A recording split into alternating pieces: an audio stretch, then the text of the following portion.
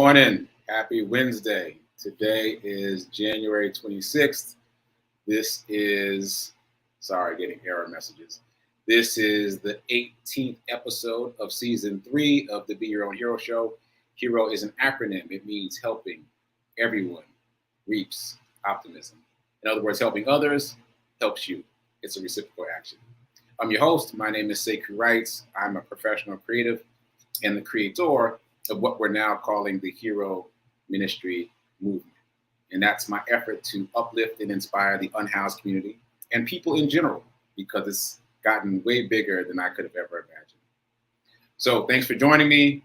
Check me out here Monday through Friday, 9:45 a.m. Eastern to see me live. You can watch the replays on YouTube and on Facebook, both for the New Thought Media Network and my personal Facebook page and my YouTube page. So shout out to New Thought Media Network for allowing us the space and opportunity to talk about being our own heroes here. And remember, just a reminder, they have an Instagram account now, so go follow them at New Thought Media Network. And if you want to make a donation, you can go to ntmedia.org. They are a 501c3 nonprofit, so it's a tax-deductible donation. So check them out. Check out the other programming on the network and the radio station, and give a donation. Okay, and if this show provides you with any value, please like, comment, share, spread the news, spread the word. Check out all the notes. Wherever you're watching this, there'll be show notes underneath. So check out the notes about how to purchase a hero hoodie or make a donation or support this show in other ways. All right, so all that said, this is the season of doing. This is season 3. The theme is doing, and the idea is to do. Am I wearing I got the doing hoodie on today in homage to season 3. And the idea is to kind of combine what we've been talking about in terms of wealth and abundance into actionable steps in small ways. And hopefully they'll resonate with you. And definitely they'll resonate with me. Like a lot of these things I'm talking about are reminders for me. Really, all of it is a reminder for me. So join me on this journey of doing. Okay, so Hero Ministry Movement news. Let's get into it. Today is day 240 of my run streak. So it's a milestone day for me. Oh, I'm going to give myself some fireworks. I got to celebrate my wins. I'm going to do the new fireworks.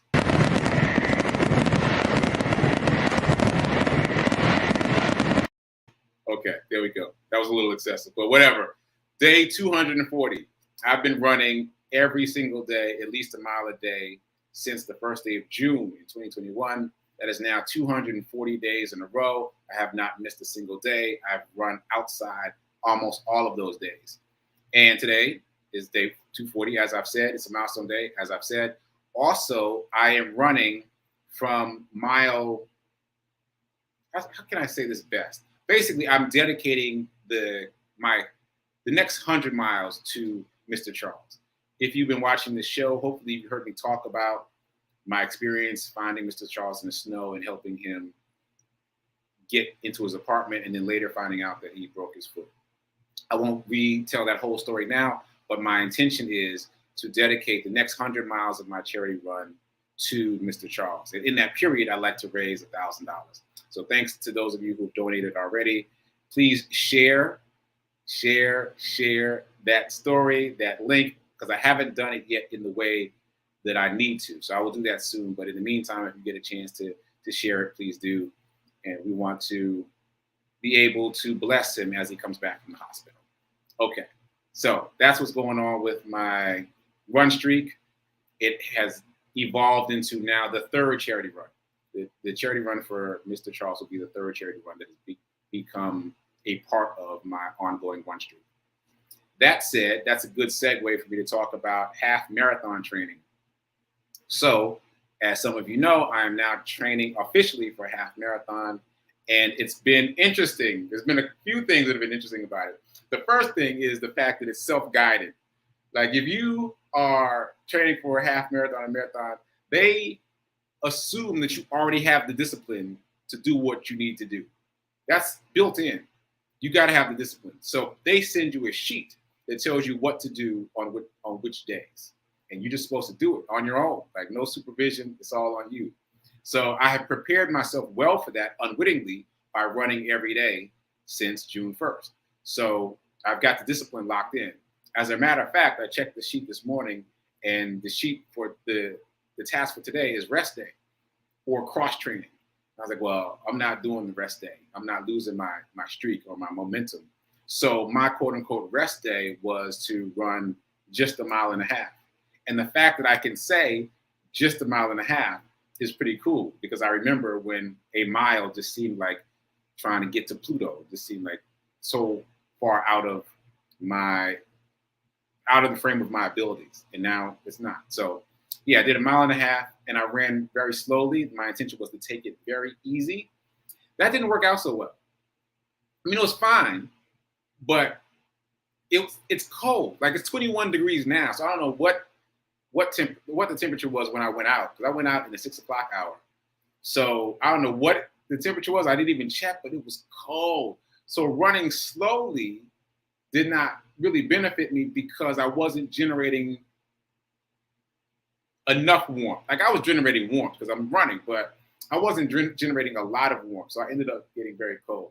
So I'm gonna have to factor that in next time. I'm gonna have to check the temperature when I decide to run a little more slowly, because yeah, that wasn't a good look. By the time I got back, I was really cold.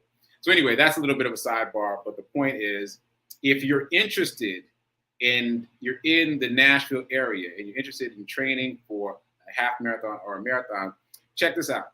Your registration for training, 100% of the net proceeds will be donated to charities here in Nashville. That's very exciting. They're going to make a donation to Black Men Run, which is a nonprofit, also Black Girls Run, and a few other nonprofits in the area. The training is being provided by Fleet as in fast, feet as in you run with your feet. Fleet Feet Nashville. It's a chain of running stores. I haven't even been yet, so I don't know how to describe it because I haven't been yet, but I understand that it's a running store. They're providing the training, and they're also making the donations to the local nonprofits. So that's very exciting. If you're in the Nashville area and you've been wanting to train for a marathon or half marathon, feel free to join. And by the way, that doesn't mean you have to commit to a marathon or half marathon. People keep asking me, so what race am I running? I don't know, but I'm training. Like, I want to get the education. I want to learn whatever it is I don't know, because you don't know what you don't know until you know. So I'm just in the training to learn. There is no specific race that I'm training for. But if you're interested, hit me up. I'll connect the dots. And again, 100% of the net proceeds are being donated to local charities, including Black Men Run. So very cool. Shout out to Fleet Feet for doing that. Okay. Also, another quick shout out to the 30-day challenge people. Thanks for showing up and showing out. Gladys, I saw your note in the comments yesterday. Yep, you've been showing up every day for your stationary bike. And also, this is a bit of a sidebar, but brief sidebar. Gladys, I hope you're watching. So, you know what?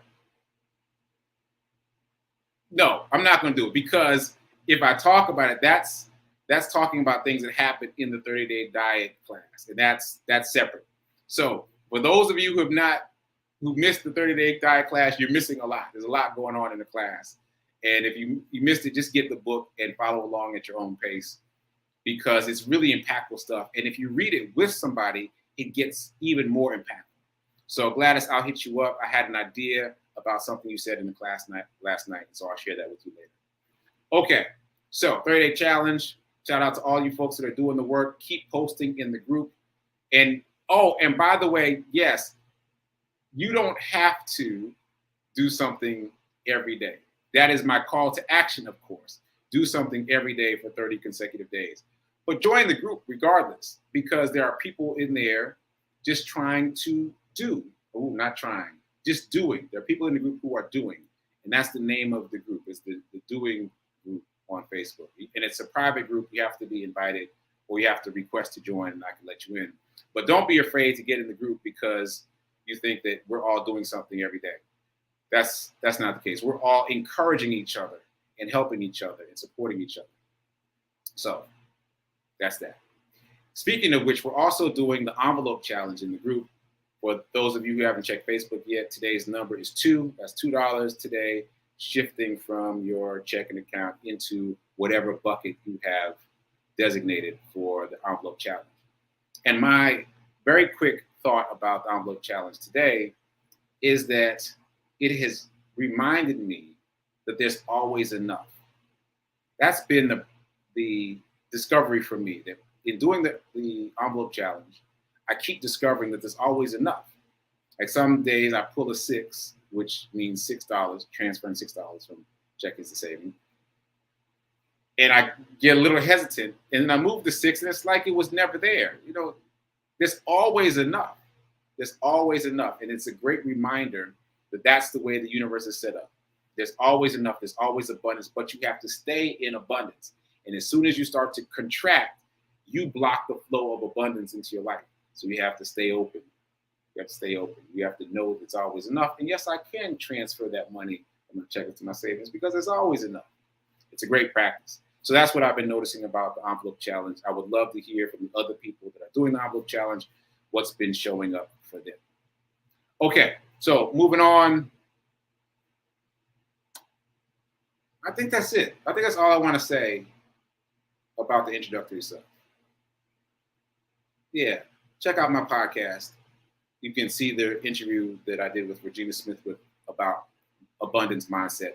As always, check out the Get Rich 101 podcast that is fully about abundance mindset. Yeah. All right. So let's do morning Zen. So as I just talked about, I'm doing the 30-day mental diet class, as some of us are, and we're reading the 30-day mental diet every day, and we're on different days. And what's really interesting to me is that Reverend Melissa, yesterday talked quite a bit about day 20. Well, I was on day 19. So all yesterday, I heard about day 20, and we talked about it again last night in the 30-day mental diet class. And now it's my day 20. So I just feel like the universe was like, you really need to pay attention to day 20, Sekou. So I did. And even though I kind of forgot about it overnight while sleeping, I was reminded of it this morning in my reading. So I'm going to read what stood out the most for me from day 20. And this might be the same thing that Reverend Melissa said. I'm not even sure. But this is the part that stood out the most for me. You must get over resenting the challenges that you meet and instead welcome them as opportunities for greater achievement. You must get over resenting the challenges that you meet and instead welcome them as opportunities for greater achievement. Strong stuff, right on time, and I got it like a quadruple dose. All the times it was brought up yesterday, plus me reading it again today. So that's a strong one. Just one more time. Get over resenting challenges and welcome them instead, because that's the way you grow to have greater achievement and greater strength personally. So that's day 20 of the 30-day mental diet. Okay, so shifting gears, it's 10 o'clock. So for those of you just joining us, we've been talking about a few things before you got here. Just remember, the show has been expanded. It starts at 9:45 now. That's 9:45 Eastern time. And as always, if you missed the show, you can always watch the replay on YouTube and Facebook. And if you watch it on YouTube, make sure to subscribe, because not only am I posting this show every day on YouTube, I'm also posting some other things. So like, subscribe, follow on YouTube. Okay, all that said, let's move on to abundance. And let's start off abundance by doing this affirmation that we've been repeating. I am so happy and grateful to be a multimillionaire in every area of my life. I am so happy and grateful to be a multimillionaire in every area of my life. Drink it in, keep it with you, remind yourself of it throughout the day. And again, my new usual reminder, poor people spend, the middle class saves, but the wealthy invests. So make sure that you are investing. Investing is not optional. If you want to retain the value of the money you have, investing is not optional. You have to invest. just to retain the value of the money you have. Just a reminder. Okay, so I've been talking about trading this week, unexpectedly. I've been talking about stock trading and how the percentage gains in trading seem to outweigh the percentage gains in buy and hold. Or maybe a better way to say that is it seems like you can make the same amount of money by trading in a shorter amount of time. But before I say anything more about that, I just want to circle back to risk. Someone mentioned that in the comments yesterday, and I checked the notes after the show, so I just want to circle back to this. So there is a motivational speaker by the name of Jim Rohn. I like him a lot. If you haven't checked him out, you might want to just drop his name into YouTube and watch some of his videos. Great speaker. It's Jim, R-O-H-N, classic motivational speaker, but he was funny. Like that was his thing. He made it funny. And one of his speeches that I remember that always stuck with me, as he said, it's all risky. He has this kind of Southern twang that I can't quite approximate. But he says, it's all risky. Walking out the door is risky. Getting in your car is risky. Getting on a plane is risky. It's all risky. All of it. All the things that we do in a day that we take for granted all contain risk. And we accept the risk, and we don't often think about them in fearful ways. For me, the magic of these discoveries that I've been talking about on this show is that the stock market in particular, finance in general, but the stock market in particular, were presented to me by society, was presented to me by society as kind of an impenetrable fortress of complexity, right? Like it's dense, it's complicated, and it's a fearful place to be, and you don't want to get involved because you're going to lose your money. And so the fascination has been, it's not that complicated. Like obviously there's risk involved for sure, but it's not as complicated as it was presented. Like I have been blown away by the ease. Let me finish that thought, and then I'll circle back. I've been blown away by the ease with which you can get invested in the stock market. And what I said I was going to circle back to is the fact that that has not always been the case. The barriers have fallen down. I think it was Robinhood that upset the apple cart. But in years past, you had to have a broker, you had to have a minimum brokerage balance in your brokerage account, and it was usually high. It was like sometimes $500, sometimes more. Like it was significant amounts of money that were barriers to entry. But Robinhood came along, I believe, don't quote me, but one of the online trading apps came along and said, okay, no brokerage fees, no minimum balance. We're not going to charge you to trade. And therefore, there were ripple effects throughout the system, and everyone had to move to catch up. So those of us like myself who are getting involved now are getting in at the sweet spot time where you can get in and open an account with a zero balance and start saving, investing, trading. And when I say saving, I mean saving money in the cash balance of your brokerage account where it will accrue interest. And as I've read and said here on the show, it will accrue more interest than it would in a savings account, a typical savings account. So the barriers to entry are nil, and that has not always been the case historically. So there's that. There's easy access. And yes, you have to treat all of it with a level of respect. That said, it's not as complicated as I thought. That's the magic for me. It's not as complicated as I thought. I'm in the stock market, which, before, the way I was in the stock market was the way probably most of you are. I was in the stock market through my 401k when I had a corporate job, and that was about it. I wasn't paying attention to it. I didn't know what I was doing. I was, choosing between moderate, low, and aggressive, and that's all I was doing in my mutual fund. I didn't understand it. And so now in this space of understanding it, I understand that it's not as challenging as I thought. number one. And number two, you can learn the system. So as you've heard me talk about quite a bit, what I've learned over time, as you've watched me kind of stumble and fall and pick myself back up, is that in terms of stocks, the best thing to do, best, quote unquote, do your own research. But for me, the best thing to do is to put your money in index funds.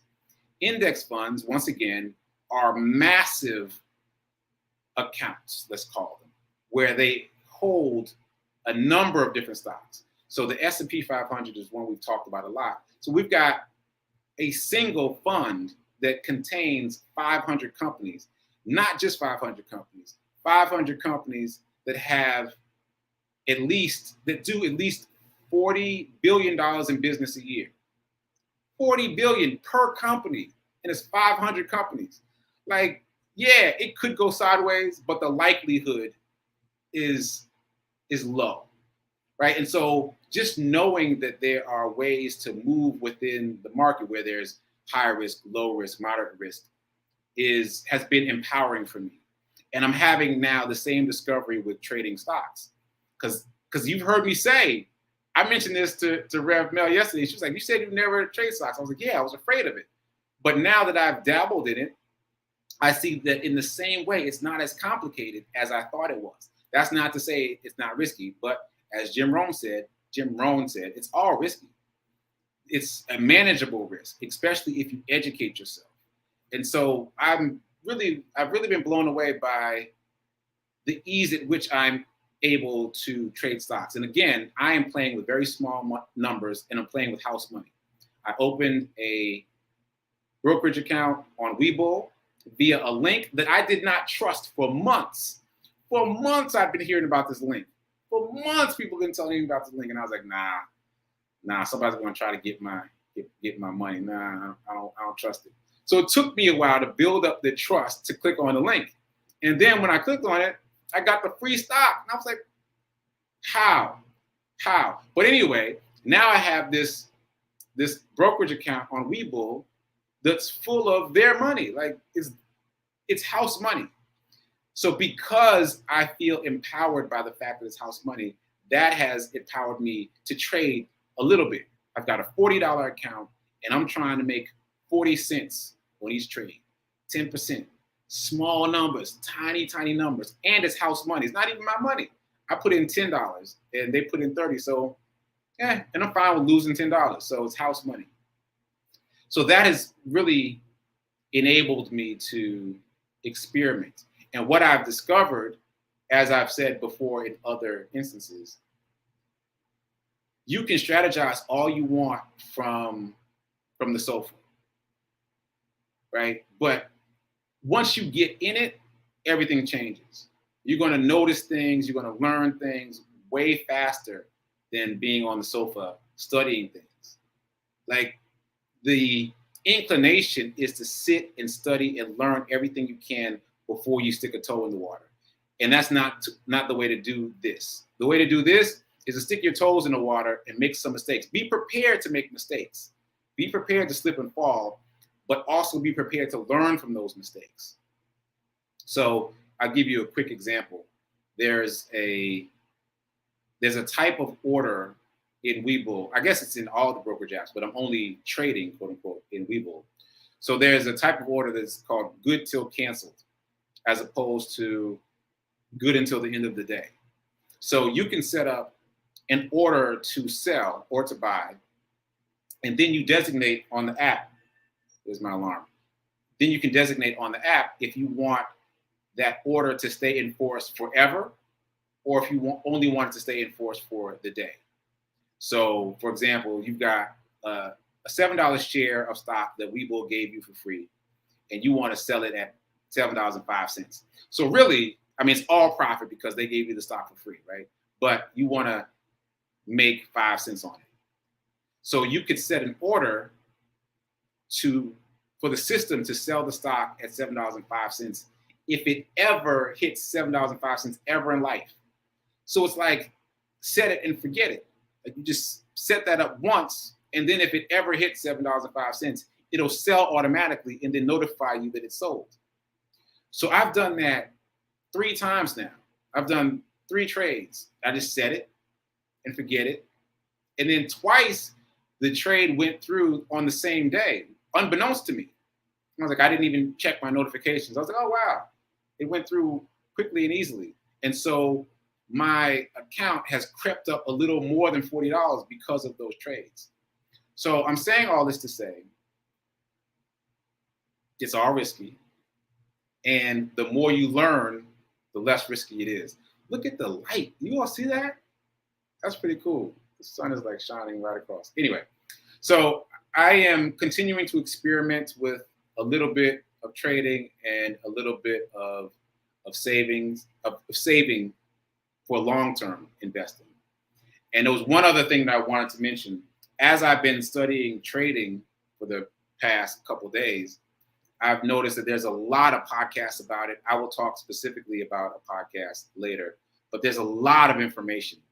And maybe I have time to tell this story really quickly. There is a DoorDasher. Now, obviously, this appealed to me because I do DoorDash, right?